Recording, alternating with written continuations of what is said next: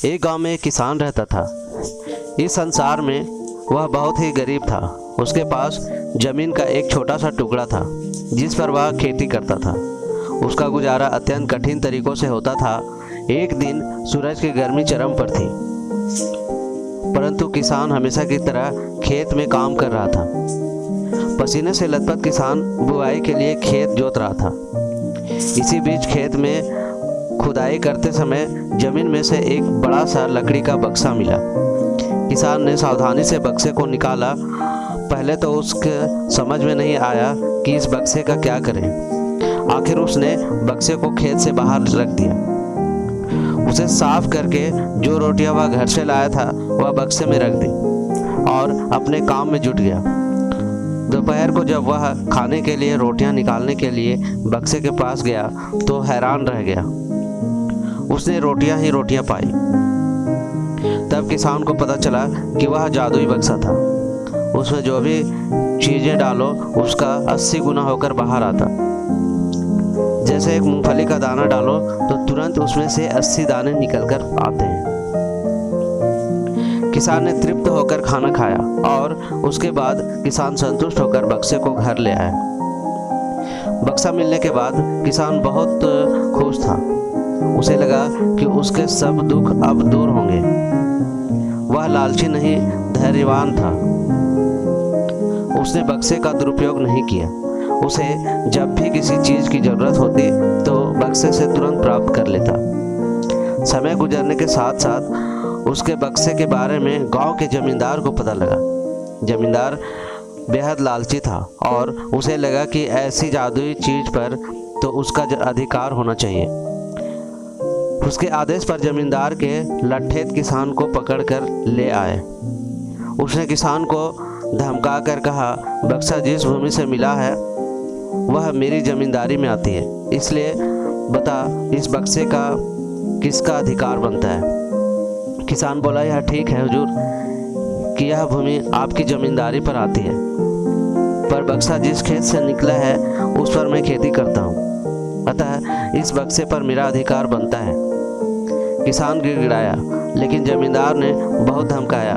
बक्सा पाकर जमींदार बहुत खुश हुआ, मगर किसान का रो रो कर बुरा हाल था। जमींदार की अब चांदी हो गई। वह जो चाहता बक्से से डालकर उससे कई गुना प्राप्त कर लेता। कुछ लोगों ने जादुई बक्से की खबर मंत्री जी के पास पहुंचा दी। पहले तो उसे विश्वास नहीं हुआ, फिर उसने अपने विश्वसक सेवक को बक्से की सच्चाई परखने के लिए भेजा। वहां जो उसने बक्से का जादू देखा तो वह मंत्री के पास जाकर सारी सच्चाई बता दी। मंत्री ने जमींदार को बुलाया, फिर उसे डराते हुए कहा, हमें पता चला है कि तुम्हारे पास एक जादुई बक्सा है, उसे तुरंत हमारे हवाले कर दो। इसी जादुई बक्से को हाथ से निकलते हुए देख जमींदार की हालत खराब होने लगी। उसने मंत्री जी से बहुत विनती की, पर मंत्री नहीं माना। बक्सा पाकर मंत्री मतवाला हो गया। विरोधियों को यह अच्छा मौका मिला था।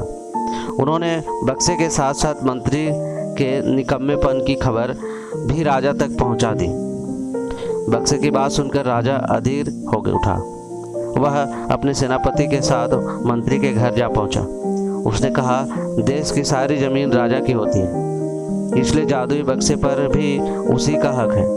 मंत्री ने बिना देरी किए बक्सा राजा को दे दिया। जादुई बक्से को पाकर राजा प्रसन्न हो गया। सबसे पहले राजा ने जादुई बक्से की मदद से अपनी खजाने की वृद्धि की।